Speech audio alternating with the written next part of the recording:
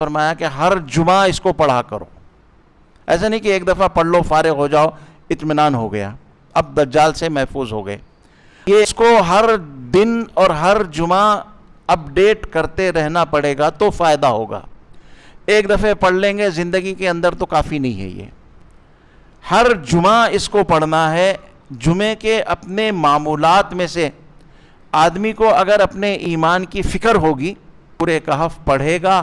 جو پڑھ نہیں سکتا ہے کم سے کم موبائل میں سن سکتا ہے.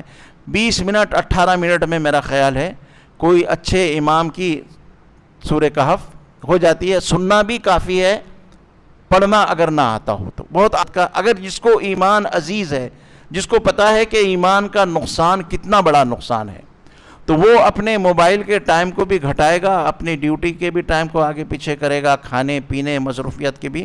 اور آج مغرب سے کل جو مغرب گزری ہے